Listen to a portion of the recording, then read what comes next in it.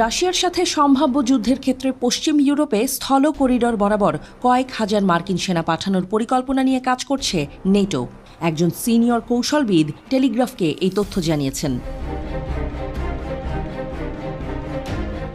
North Atlantic treaty organization NATO হল বিশ্বের সবচেয়ে শক্তিশালী ও বড় সামরিক জোট।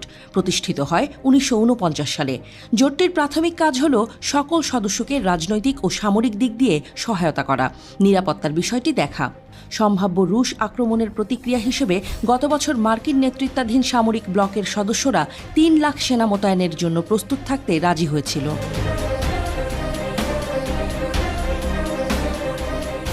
টেলিগ্রাফের প্রতিবেদনে বলা হয়েছে, রাশিয়ার সাথে যুদ্ধের ক্ষেত্রে আমেরিকান সেনাদের প্রাথমিক পথ হবে ডাচ বন্দর রটারডাম হয়ে জার্মানি এবং পোল্যান্ড। ইতালি, গ্রিস এবং তুরস্ক থেকে বিকল্প করিডোর যথাক্রমে স্লোভেনিয়া এবং ক্রোয়েশিয়া হয়ে হাঙ্গেরি, বুলগেরিয়া এবং রোমানিয়ার মধ্য দিয়ে যাবে।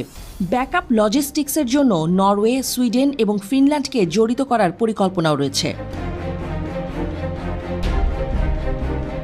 মার্কিন যুক্তরাষ্ট্র এবং তার মিত্ররা দাবি করেছে যে মস্কো নেটোকে আক্রমণ করতে পারে এবং রাশিয়ার বিরুদ্ধে যুদ্ধ করার জন্য ইউক্রেনে অস্ত্র পাঠানো সেই ফলাফলকে থামাতে বা প্রতিরোধ করতে সহায়তা করবে।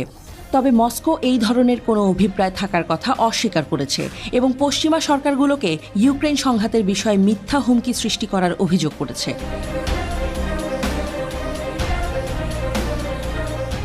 রাশিয়ান কর্মকর্তারা ইউক্রেনের সাথে শত্রুতাকে রাশিয়ার উন্নয়নকে ক্ষুণ্ণ করার জন্য মার্কিন যুক্তরাষ্ট্রের প্রক্সি যুদ্ধ হিসেবে বর্ণনা করেছেন।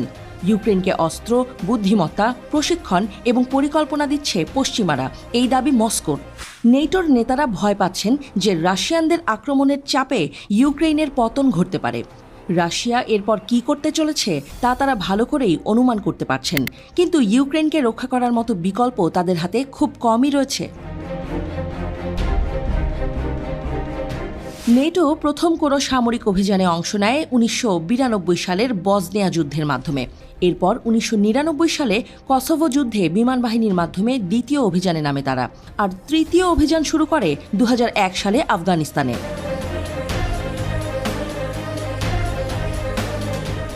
পশ্চিমাদের বারবার সতর্ক করে রুশ প্রেসিডেন্ট ভ্লাদিমির পুতিন বলেছেন, ইউক্রেনের ওপর দিয়ে বিশ্বব্যাপী যুদ্ধের ঝুঁকি নিচ্ছে তারা। তিনি আরও বলেন, রাশিয়া ও নেটোর মধ্যে সরাসরি সংঘর্ষের অর্থ হবে তৃতীয় বিশ্বযুদ্ধ। এখন যা থেকে মাত্র এক ধাপ দূরে রয়েছে পরিস্থিতি।